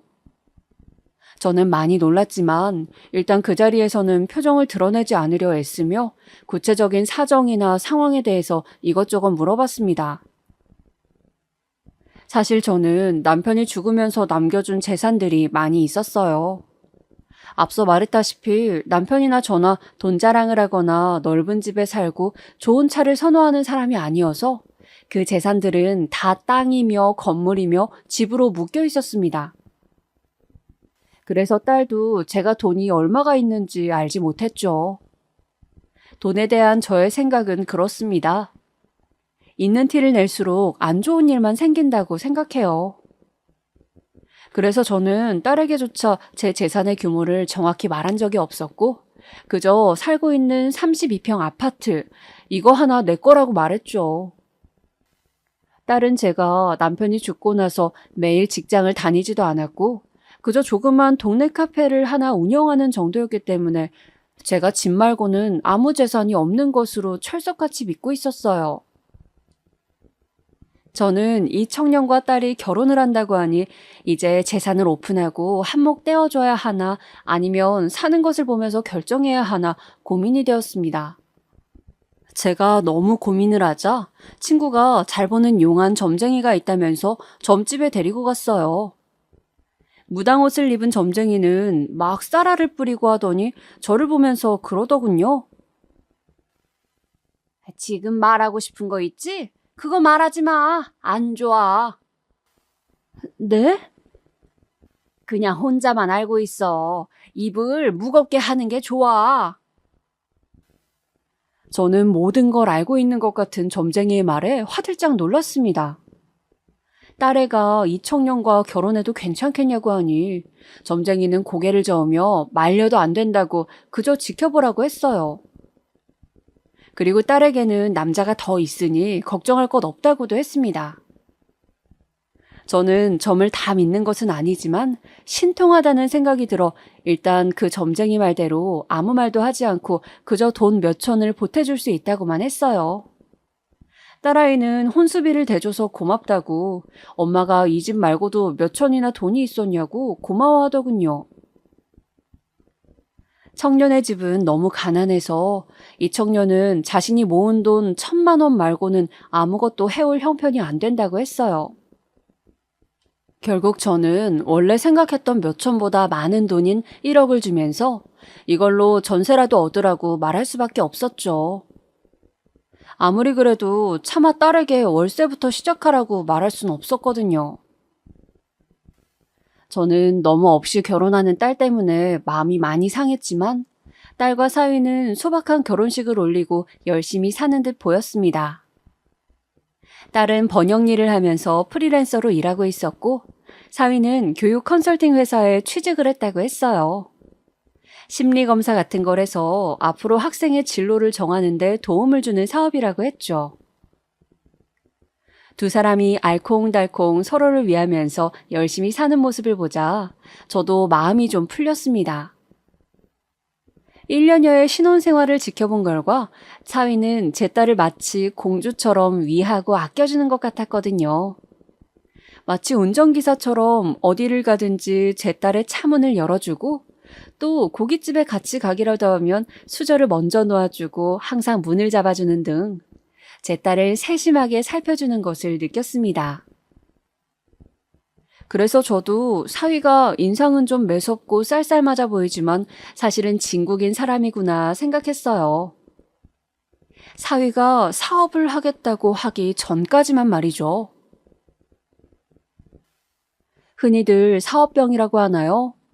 사위는 다니고 있는 교육 컨설팅 회사에서 좋은 대우를 받았고 점점 직급이 올라갔어요. 아이들의 검사 결과를 토대로 이걸 해석해주고 진로를 잡는 일에 요즘 부모들의 관심이 많다고 하더군요. 회사 내에서 인정을 받으면 받을수록 사위는 자신이 더 해보고 싶은 것들이 있는데 회사에서 그걸 오케이 해주지 않는다며 자기는 이런 작은 회사에서 썩을 사람이 아니라고 하며 제 딸에게 어디 대출 좀 할 데 없냐고 물어본다고 했습니다. 딸은 우리가 돈이 어딨냐고 한 달 생활하기도 바쁜데 무슨 소리냐고 했지만 사위는 마치 뭐에 홀린 사람처럼 돈을 마련해서 사업을 하고 싶다고 노래를 불렀어요. 딸은 옆에서 돈이 있으면 일단 전세부터 해결하고 집부터 사야지 지금 사업을 왜 꼭 해야 되냐고 말렸죠. 그렇게 말리면 그 온순하고 제 딸을 공주처럼 위하던 사위가 그런 순간만큼은 돌변해서 소리를 지르기도 하고 컵을 던지기도 했다는 거였어요. 딸은 그 이야기를 하면서 사업 이야기만 나오면 너무 예민해지는데 그런 점이 힘들다고 하더군요. 저는 딸의 이야기를 들으니 재산이 있다는 말을 안 하기를 잘했다 싶었습니다. 분명 제가 돈이 있는 것을 알았으면 눈독을 들였을 것 같더라고요. 그렇게 저는 들어도 못 들은 척 제 딸이 잘 있는지만을 살피며 사위의 사업병을 모른 척 했습니다. 그런데 결혼을 한 지 2년 차쯤 되었을까? 딸이 막 아기를 가지려고 준비할 무렵 사위는 기어이 돈을 사방에서 끌고 와 사업을 시작하더군요. 원래 하던 일이었던 교육 컨설팅을 좀 더 본격적으로 하는 서비스를 만들고 어플을 개발하는 사업이었어요. 저는 아직 전세 살고 전혀 사업이 망하면 메꿀 수 있는 능력도 없는데 사업을 대뜸한다고 하고 무조건 성공한다는 식으로 군이 많이 걱정이 되었어요. 과연 저러다가 망하면 어떻게 되나 싶어 저는 딸에게 일단 아기를 가지지 않았으면 좋겠다고 말했죠. 제 말에 딸은 화를 내더군요. 엄마, 그게 무슨 말이에요? 이 사람 사업하는 거하고 제가 임신하는 게 무슨 상관이 있어요? 지연아, 엄마 말 잘 들어라. 사업에 저렇게 집착하는 사람들은 대부분 끝이 안 좋아. 엄마는 아직 네가 나이도 그렇게 많지 않으니 혹시 모르니까 아기는 좀 천천히 가졌으면 해. 그럼 사업이 망하기라도 하면 애가 없으면 이혼이라도 하라는 거예요, 엄마? 사람 일이라는 게 혹시 모르지 않니? 저는 딸에게 좋은 말로 그냥 설득을 했지만 딸은 제 말이 기분 나쁘다며 어떻게 그렇다고 벌써 이혼까지 이야기할 수 있냐고 저한테 섭섭하다고 하더군요. 저는 더 이상 이런 말을 했다가는 괜히 딸과 사이만 나빠지겠다 싶어서 조금 이야기를 하다가 그냥 있었습니다. 그리고 사위의 사업에 대해서는 신경을 끄고 그냥 제가 가지고 있는 빌딩 가게세하고 다른 재산들을 조용히 관리나 하면서 제 빌딩 한 귀퉁이에서 카페를 운영했어요. 당연히 딸과 사위는 카페가 월세인 줄 알았죠. 제가 그렇게 말했으니까요. 저는 사실은 때를 보다가 딸에게 조금씩 증여를 해주려는 생각이었어요. 그런데 사위가 덜컥 사업을 시작하는 바람에 좀 더 지켜보기로 했죠. 사위는 처음에는 강남까지 소문이 났다면서 컨설팅 의뢰가 많이 들어온다고 굉장히 으쓱해하며 성공을 자신했습니다. 일이 바쁘다며 매일 늦게 들어온다고 했죠. 딸은 혼자 난임 시술을 받으며 임신하려고 애를 쓰고 있었어요. 저는 혼자 있는 딸이 안쓰러워서 밖에 뭔가 배우러 다니자고 하기도 하고 또 집에 혼자 있지 말고 가게라도 나와 있거나 아니면 프리랜서로 일하지 말고 그냥 외국어 번역 능력을 필요로 하는 회사를 다녀보는 것은 어떻냐고 딸을 설득했습니다. 제가 보기에는 딸은 뭔가 자신의 인생을 좀 먹고 있었어요. 발전적인 일도 하지 않고 그저 집에서 남편만 기다리면서 시간을 보내는 것 같았죠. 또 외향적인 성격의 사위는 밖으로 나돌며 사업을 한다고 제 딸을 돌봐주지 않았습니다. 저는 앞으로 살 날이 몇십 년인데 벌써 저렇게 외롭게 하는 남자라면 안 봐도 뻔하다는 생각에 딸이 안쓰러웠어요. 그런데 그러던 와중에 불행인지 다행인지 딸의 임신 소식이 들려왔습니다. 임신을 했다고 하니 사위도 좀 집에 일찍 오고 제 딸을 챙겨주는 것 같았어요. 저도 아기가 생기면 이혼은 더 힘들겠지만 그래도 부부 사이가 더 좋아지고 사이가 더 가정적으로 변할 수도 있겠다 싶어서 기대를 했죠. 저 역시 손주가 보고 싶기도 했고요. 딸은 임신 기간 내내 입덧이 심했습니다. 그런데 어느 날 밤 딸에게 전화가 왔어요. 엄마, 지금 집으로 좀 와줘요. 무슨 일이야? 저는 늦은 밤 딸의 전화에 너무 놀라서 허겁지겁 딸에게 달려갔습니다. 요즘 저도 건물 관리 일로 좀 바빠서 딸과 못 본지 2주가 좀 지났었는데 못 본 새 딸의 모습은 많이 야위어 있었어요. 저는 깜짝 놀라서 딸을 데리고 근처 대학병원 응급실로 갔습니다. 병원에서는 입덧이 너무 심해서 영양분 섭취가 안 되고 목에서 피가 나올 정도로 토하는 바람에 몸이 많이 상했다고 며칠 입원을 하면서 쉬는 게 좋겠다고 했어요. 저는 제 딸을 이 지경으로 만들어 놓고 이 시간까지 무슨 사업을 한답시고 집으로 들어오지 않는 사위에게 화가 났어요. 여보세요? 장모님? 자네 뭐 하는 사람인가? 내 딸이 입덧이 이렇게 심한데 도대체 뭐 하는 건가? 며칠 입원해야 한다니까 당장 오게! 저는 너무 화가 나 사위에게 소리를 질러버렸습니다. 사위는 허겁지겁 병원으로 달려왔더군요. 그런데 병원으로 달려온 사위의 몰골이 말이 아니었습니다.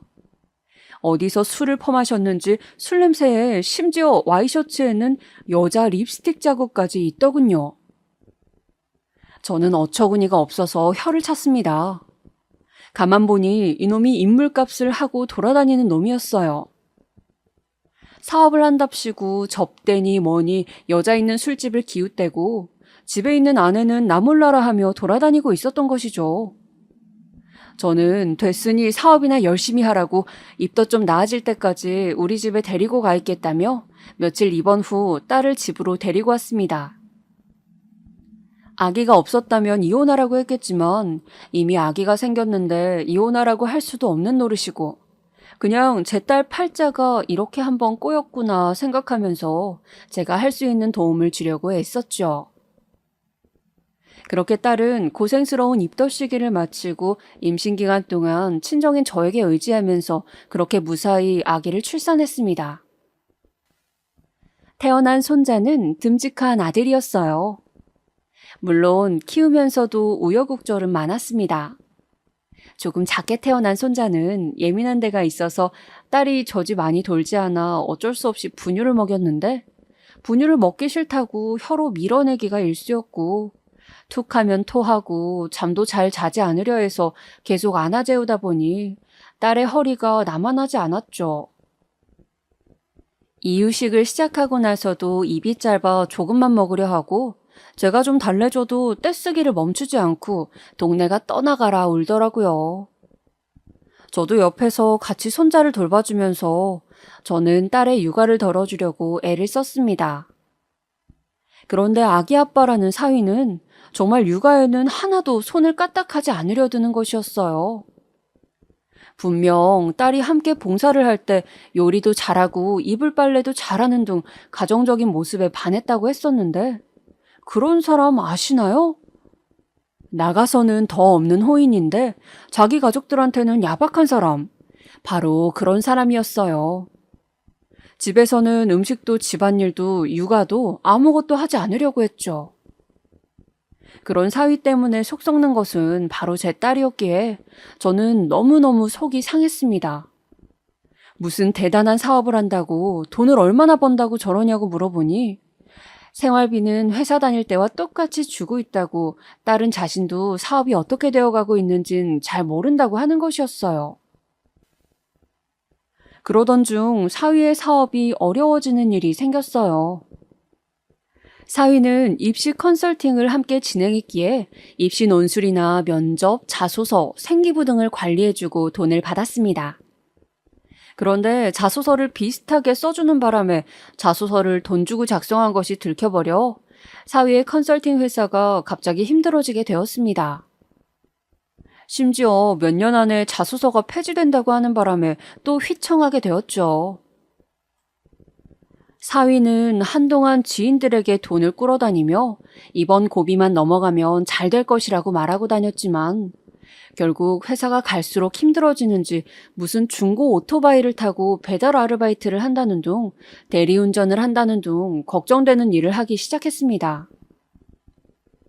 딸은 대리운전이나 배달일 말고 좀 안전하면서 할 수 있는 다른 아르바이트를 찾거나 그것도 안 되면 사업체를 접고 다시 회사로 들어가면 안 되냐고 사위를 말렸지만 사위는 사업체를 포기하지 않았어요.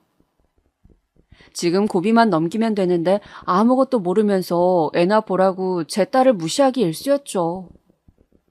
딸은 아기를 키우며 조금이라도 생활비에 보태려고 번역 일을 했어요. 일을 받아서 아기가 자는 밤에 아기를 안느라 아픈 몸을 가지고 또 번역 일을 해나갔습니다. 저는 그런 딸의 인생이 너무 안쓰럽고 힘들어 보였죠.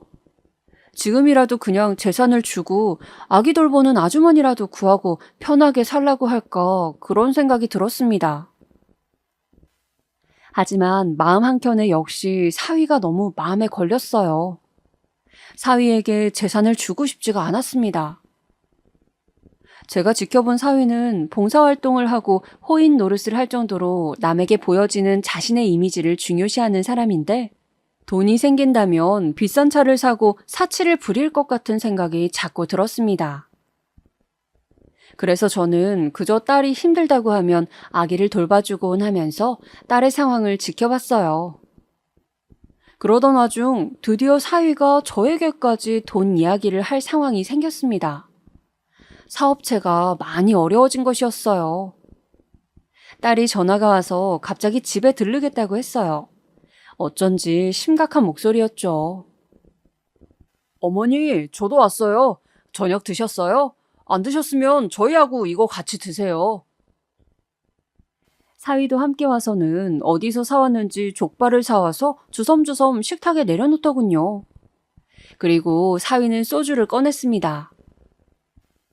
장모님, 오늘은 제가 꼭 부탁드리고 싶은 것이 있어서 찾아왔어요. 사위가 저에게 비장한 말을 꺼냈습니다. 딸은 그런 사위를 말리지도 못하고 그저 아기를 안고 저와 사위를 바라보고만 있더군요. 무슨 일인데 그러니? 무슨 문제라도 있어? 사위는 말없이 깊은 한숨을 푹 쉬더니 소주를 한 잔 빈속에 들이켰습니다. 아이고, 빈속에 속 다 버려. 족발 먹어가면서 일단 배 좀 채우고 천천히 이야기하게. 기다릴 테니. 뭔가 하기 어려운 말이 있는지 사위는 족발 몇 점을 먹고 소주를 마시면서 한동안 말이 없었습니다. 저는 답답했지만 아마도 사업 관련 일이려니 하면서 사위가 입을 떼기를 기다렸죠. 장모님, 지금 너무너무 사업체가 어려워요. 이대로라면 초기 투자금의 2배가 넘는 빚만 지고 접어야 되게 생겼어요. 회사 그만둔 지 한참이라 회사로 돌아갈 수도 없고 여기저기 빚은 늘어가고 다달이 몇백씩 빚이 쌓여가니 어디 가서 자살이라도 하고 싶은 심정이에요. 그래서 장모님, 제가 사위로서 정말 죄송한 말씀이지만 저희한테 돈 좀 빌려주실 수 있을까요? 지금 사시는 이 32평 집이 자가라고 들었는데 제가 곧 회복되면 바로 돌려드릴게요. 장모님 재산이 이 집 하나뿐인 것은 알지만 저희 좀 살려주십시오. 장모님도 아시다시피 저희 집은 기댈 곳이 아무 데도 없지 않습니까? 저도 정말 너무 힘들고 미치겠어요. 제발 도와주세요. 장모님 계실 집은 저희가 전세든 월세든 어떻게든 다시 마련해 보겠습니다. 하나뿐인 딸하고 손주를 봐서라도 부탁드립니다. 사위는 대놓고 저한테 애걸하면서 제발 도와달라고 이미 낼 수 있는 대출은 다 내서 더 이상 돈을 빌릴 데도 없고 본가는 없는 것과 마찬가지고 아내가 번역일 하는 것으로 겨우 생활비로 쓰고 돈이 계속 부족해서 빚만 지다가 결국에는 신용불량자가 될 판이라고 저에게 눈물로 호소했습니다. 저는 어느 정도 예상은 했지만 생각보다 상황이 심각해서 일단 알겠다고 고민해보겠다고 하고 딸내 부부를 돌려보냈어요. 그 와중에 말도 못 꺼내고 눈치만 보고 있는 제 딸이 너무 불쌍했습니다. 남편이 살아있었다면 어떻게 하자고 했을까요? 그날 밤 저는 길고 긴 고민을 했습니다. 그런 결정을 혼자 하자니 참 힘들었어요. 그동안 말하지 않았던 다른 재산의 존재를 밝히고 그냥 제대로 해보라고 통 크게 도와줄까 하는 마음과 언젠가 점쟁이가 말했던 것처럼 최대한 오랫동안 아무 말도 하지 말라고 했던 말들이 스쳐 지나가면서 어떻게 해야 할지 고민이 너무 됐습니다. 그런데 사위와 딸이 너무 힘들다고 저렇게 괴로워하니까 그냥 이 집 한 채는 넘겨주자 싶었습니다. 그런데 어쩐지 사위 하는 행동들이 걸려서 사위가 제가 집을 다 넘기고 함께 살게 되면 어떻게 나올지 그걸 좀 확인해 보고 싶은 마음이 들더군요. 소위 말하는 화장실 들어갈 때 나올 때 다르다는 그런 소리 말이죠. 그래서 저는 일단 제 재산을 밝히지 않고 이 집을 팔아서 당장 급한 불을 끄도록 하고 나는 집이 팔리는 대로 너희들이 사는 32평 아파트로 들어가겠다고 말했습니다. 사위가 따로 월세집이라도 얻어주겠다고 했지만 저는 손주라도 매일 보는 낙으로 살겠다고 하며 딸과 함께 살겠다고 했죠. 사위는 저에게 집을 판 돈을 받기 위해서 저를 집에 들일 수밖에 없었습니다. 그렇게 저와 사위는 한 집에서 살게 되었죠. 결국 저는 아들내외가 결혼한 지 거의 5년이 되어서 합가를 하게 되었어요. 별로 내키진 않았지만 말이죠. 저의 결단을 들은 사위는 저에게 와서 고개를 조아리며 큰 절을 올렸습니다. 그리고 제 손을 잡고 한참을 울더군요. 그렇게 감사하다는 사위를 보면서 저는 우리 앞으로 잘 지내보자고 어깨를 다독여 주었습니다. 환경이 힘들어서 그렇지 너도 그렇게 나쁜 사람은 아니구나 하고 생각하면서요. 그저 그때는 첫인상이 안 좋았어서 내가 계속 사위를 찜찜하게 생각했던 거였겠지. 그런 생각으로 사위를 좋게만 보고 싶었습니다.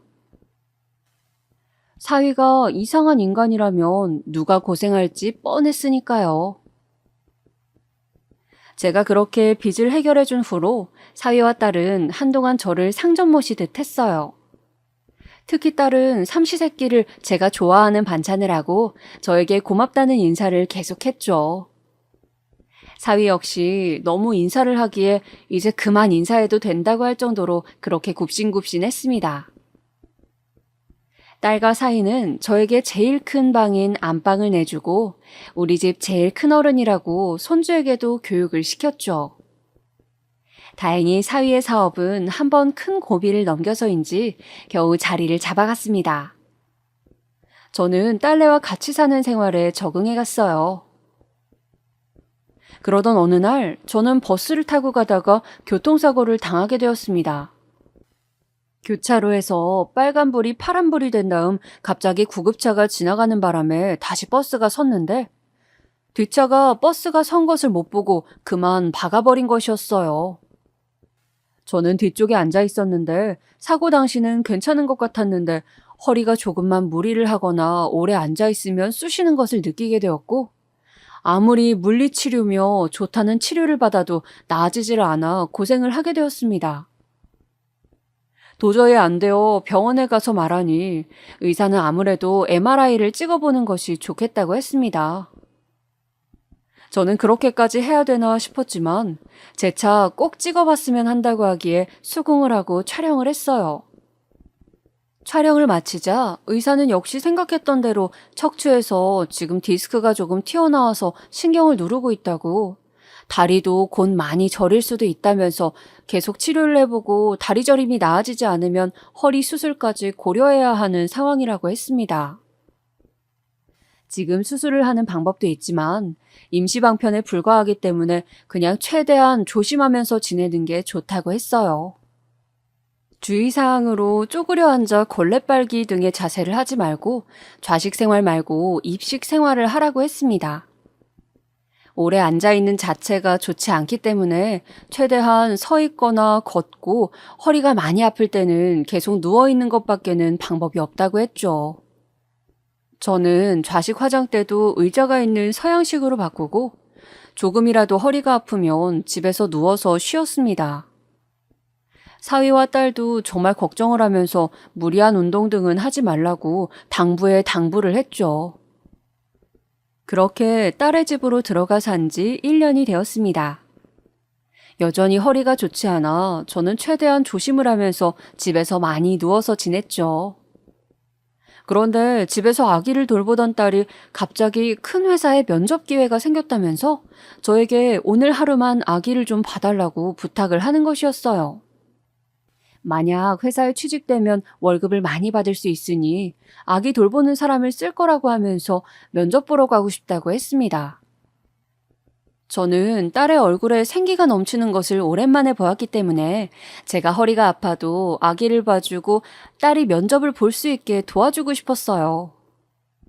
사위는 여전히 딸이 아기를 다 돌봐야 한다는 생각이 강해서 항상 제 딸은 혼자 아기를 돌보느라 너무 지쳐 보였거든요.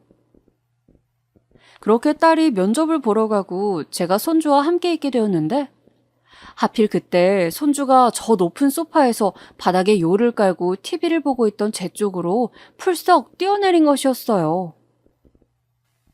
아유, 아이쿠. 손주는 당연히 아무것도 모르고 뛰어내린 것이지만 저는 손주 때문에 안 그래도 안 좋은 허리를 또 다치고 말았습니다. 그때부터 허리가 너무 안 좋아지기 시작했어요. 아무리 침을 맞고 병원에 가서 주사를 맞아도 나아지지 않았고 조금만 움직여도 다리 전체가 찌릿찌릿 저렸죠. 최대한 서 있거나 누워 있기만 하려고 했는데도 전혀 좋아지지 않았습니다. 저는 허리가 아파서 일상생활도 힘들 정도가 되었어요. 화장실을 가려고 할 때도 최대한 조심조심 한 발짝씩 떼서 화장실을 향해야 했어요. 용변조차 내 발로 걸어서 편하게 볼 수 없는 신세가 되었다니 너무 슬펐습니다. 어쩌다가 이런 몸뚱이가 되었는지. 몸이 너무 안 좋아지자 저는 한 번씩 직접 가서 하던 건물 관리를 관리인에게 맡기고 카페도 권리금을 받고 다른 분에게 넘겼습니다. 그리고 하루 종일 집에서 누워 지냈어요. 딸은 자신이 하루 아기를 맡겨서 엄마가 이렇게 다쳤다고 자책을 하고는 면접에 붙었는데도 회사를 가지 않았습니다. 저는 그러지 말고 사람을 써서 아기를 돌보고 너도 그만 나가서 일하라고 했지만 딸은 아직은 아기가 너무 어리고 또 엄마한테 아기를 봐달라고 하기도 그렇고 모르는 사람한테 맡기는 것도 영 안 내킨다며 결국 또 집에 들어앉아 버렸죠. 그렇게 누워서 지내던 어느 날 딸이 엄마가 좋아하는 단팥죽을 해봤다며 팥죽을 한 그릇 들고 저에게 오더군요. 그러더니 뜻밖의 이야기를 하기 시작했습니다. 엄마, 사실 나 신랑 모르게 빚이 있어. 어? 네가 무슨 빚이 있어? 나 빚이 3천 정도 돼요. 엄마, 나 이거 어떻게 갚지? 아니, 뭐 하다가 왜 애기 아빠는 모르는 빚이 생긴 거야? 엄마, 실은 그 사람이 생활비를 너무 작게 줘서 그 사람은 그 돈으로 아껴 쓰면 된다고 하는데 나는 도저히 그 돈이 부족해서 카드값이 빵꾸나다 보니까 또 빌리게 되고 또 빌리게 되고 하면서 이렇게 5년간 빚이 쌓였어요. 엄마, 근데 나도 가끔 미용실도 가고 싶고 그냥 계절 바뀔 때 옷 한 벌쯤은 사면서 살고 싶었어요. 하루 종일 애만 보고 있고 커피 한 잔 사러도 편히 밖에 못 나가는 내 신세가 너무 불쌍했어요. 딸은 그런 소리를 하면서 단팥죽을 먹으며 줄줄 눈물을 흘리더군요. 그냥 혼자만 아기를 계속 돌보는 게 너무 힘들고 항상 밖에서 일한다고 하고 술자리가 잦은 남편도 원망스러워서 그렇게 옷이라도 한 번씩 사고 아기용품도 좀 좋은 거 사보고 싶어 사고 하다 보니까 항상 생활비에서 50만 원 정도는 더 쓰게 되었다고. 그런데 주변 친구들에게 물어봐도 남편이 너무 조금 주는 거라고 그 돈으로 생활비가 안 된다고 다들 그랬다고. 그런데 남편은 항상 제가 사치를 한다면서 돈을 얼마를 주든지 그 돈으로 맞춰서 절약하고 사는 것이 여자의 본분이라고 화만 냈다는 것이었어요. 딸은 결혼하고 나서 자신이 너무 불행하고 힘들다고 사람들과 모임 자리에서는 항상 애처가인 양 행세하면서 집에 가면 손가락도 까딱하지 않고 남의 이목만 신경 쓰는 남편이 너무 싫다고 울분을 쏟아내는 것이었어요. 저는 딸의 이야기에 너무 놀라 아무 말도 할 수가 없었습니다. 그러다 조심스럽게 물어봤죠. 도대체 뭐 얼마를 줬길래 그래? 저는 너무 답답해서 대놓고 물어봤습니다. 그냥 돈 부족한 달은 100도 주고 조금 여유 있는 달은 120도 주고 그 이상은 안 줬어요. 기가 막혔습니다. 돈이라는 게 상대적인 것이긴 하지만 저 돈으로 아기용품 사고 3인 식비에 보험료니 폰비니 다 내고 있었다니 도대체 사위가 최근에 차를 바꿨다고 하더니 그런 돈은 펑펑 쓰면서 제 딸에게 그렇게 생활비를 주고 있었다고 하니 너무 충격적이었습니다. 그래서 딸이 그렇게 번역 아르바이트를 했던 거였나 싶었죠. 저는 제 딸이 너무 고생을 하는 것 같아 이제 재산의 존재에 대해서 말해야겠다는 생각이 들었어요. 그래서 사위와 상관없이 딸에게만 알릴 작정으로 변호사 사무실을 찾아가 증여 절차를 의논하기로 결심을 했죠. 더 이상 딸을 이렇게 힘들게 살게 할 수는 없었습니다. 저는 울고 있는 딸의 손을 꼭 잡아주었습니다. 지연아, 때로는 조금 참는 것이 필요하단다. 특히 한국 사회에서는 여자가 결혼하면 참을 일이 많아. 그런 것도 지혜란다. 그리고 돈 걱정은 하지 마. 엄마가 어떻게든 해줄게, 어? 일단 몇 천의 빚을 걱정하는 딸에게 저는 괜찮다고 엄마가 알아서 할 테니 넌 그냥 기다리라고 했어요. 몇 천. 그 돈 때문에 혼자 소가리를 했을 내 딸을 생각하니 마음이 좋지 않았습니다. 그런 말조차 편하게 하지 못하고 남편 눈치를 보면서 돈이 부족하니까 돈을 빌려서 썼다니 너무 마음이 아팠습니다. 그나마 다행인 것은 이제 아기가 좀 커서 딸이 아이를 유치원에 보내기로 했다는 것이죠.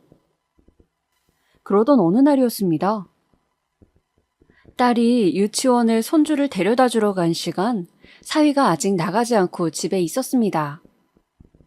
저는 소파에서 일어나려다가 갑자기 극심한 통증을 느꼈어요. 허리가 너무너무 아팠습니다. 얼마나 아픈 정도였냐면 순간적으로 숨을 쉴 수 없을 정도의 아픔이었어요. 아휴, 자네, 나 좀... 제가 비틀거리는데도 사위는 식탁에서 물을 여유롭게 마시고 있었습니다. 저는 사위를 향해 손을 휘저었어요. 자네, 나 좀 부축 좀 해주게. 네, 아프신 거예요? 사위는 대수롭지 않다는 듯 제 팔을 잡고 저를 침대로 데리고 갔어요. 그런데 침실로 가는 와중에 저는 허리가 너무 아파서 도저히 이대로는 안 되겠다 싶어 사위에게 병원으로 가자고 말을 했습니다. 나 좀 병원에 좀 데려다 주게. 효성대학병원으로 가면 돼. 아무래도 허리를 수술을 해야 될 것 같아. 지금 당장 가세나. 그런데 제 말을 들은 사위는 저를 바라보면서 무표정한 얼굴로 말하는 것이었어요. 어쩌죠? 제가 사업상 중요한 약속이 있어서 지금 나가봐야 하는데 전 급하면 119 불러드릴까요? 자네, 장모가 아프다는데 그게 할 말인가? 어떻게 그렇게 인정머리가 없어? 저는 너무 화가 났습니다. 안 그래도 생활비 이야기를 들은 이후로 꼴보기 싫어 죽겠는데 이 싸가지 없는 놈이 저한테까지 버릇없게 구니 정말 화가 치밀어 오르더군요. 인정머리요? 말 나온 김에 막말 좀 해볼까요? 집 한 돈 좀 보태줬다고 언제까지 유세하실 거예요? 이제 재산도 없으면서. 이 노인네야 내가 시간이 남아도는 줄 아나? 잘 대해줬더니 무슨 갑질이야. 뭐라고 이놈이? 사위는 급기야 저에게 반말을 섞어가며 빈정거리기 시작하더군요. 저는 그제서야 사위의 본색을 본 듯 하였습니다. 정말 기가 막히더군요. 이런 놈하고 우리 딸이 잘 살기를 바라고 있었다니, 좀 참는 것도 여자의 지혜라는 그런 말들로 딸을 위로했다니. 저는 그날 결국 119를 타고 병원을 가서 긴급하게 수술을 했습니다. 허리 수술을 하고 회복을 하는 과정에서 저는 생각했어요. 더 이상 딸이 이렇게 사는 꼴을 볼 수가 없다. 내 막대한 재산을 저런 놈이 같이 쓰게 놔둘 수가 없다. 저는 사위와 딸을 이혼시키기로 마음먹었습니다. 그래서 재산증여를 부탁한 변호사에게 이혼에 대해서도 물어보고 딸에게 증거를 수집하도록 했어요. 딸은 제가 왜 그러는지도 모르면서 제 말을 듣고 증거를 잘 모아두더군요. 그리고 몇 개월이 지나 모든 준비가 끝난 다음 저는 호텔 식사권이 생겼다고 사위와 딸과 손주를 불렀습니다. 사위는 호텔에 온다고 하니 신이 났는지 한껏 빼입고 무슨 제비처럼 머리에 왁스까지 바르고 등장했습니다. 딸은 칭얼대는 손주를 안고 낑낑대며 들어왔죠. 저는 이런 꼴을 보면서 속이 터지는 것도 오늘이 마지막이다 생각하면서 딸내 일행을 자리에 앉혔어요. 와, 장모님, 이런 곳 예약도 하실 줄 아세요?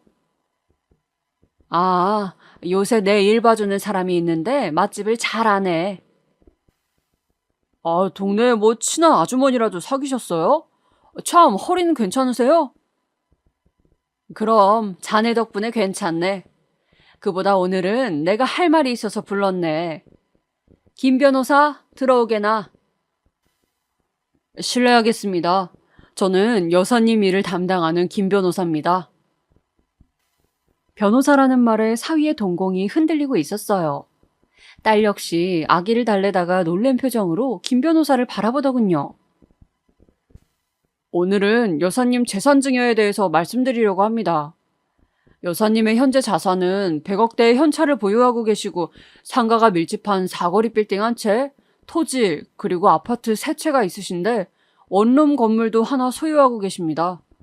아마 총 합치면 재산은 몇백억에 달할 것으로 추정됩니다. 네? 엄마? 여사님은 원래는 사위분이 따님과 사는 모습을 보시고 따님을 행복하게 해주신다면 사거리에 있는 빌딩을 사위분께 증여할 의사가 있으셨으나 오늘부로 이 결혼을 종료시키기를 원하고 계십니다. 네? 들었지? 김 변호사 말대로 나는 이 재산을 모두 내 딸에게만 물려줄 거야. 그리고 자네와 내 딸은 오늘부로 이혼을 진행하는 거네. 아니, 장모님. 아니, 저한테 왜 이러세요? 이런 재산이 있으셨는데 왜 숨기신 거예요? 네? 장모님! 장모님이라고 부르지도 마. 이 파렴치한 놈? 육아를 요즘 세상에 어디 여자한테 다 떠넘기고 집안일도 하나도 하지 않고 생활비도 작게 주면서 그따위 갑질을 해? 내 딸이 네 치닥거리하고 집안일하는 사람이야? 그러라고 내가 대학 보내고 귀하게 키운 줄 알아? 자네는 아우시니 이 자리에서 당장 나가게.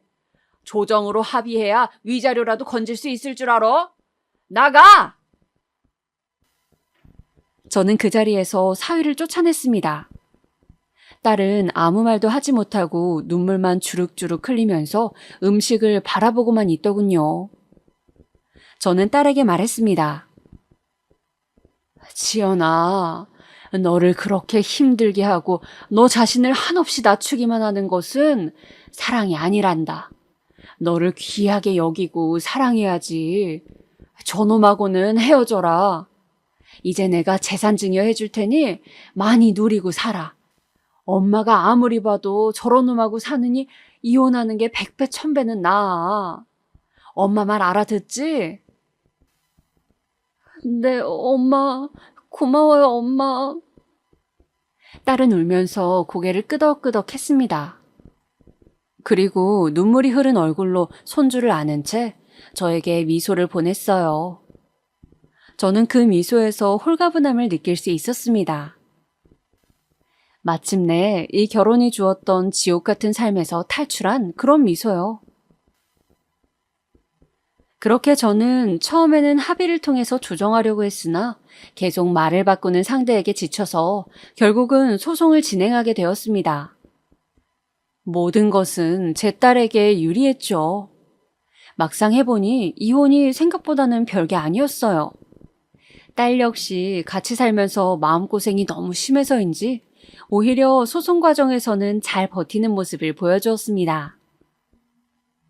그렇게 저는 제 딸을 다시 웃게 해주었어요.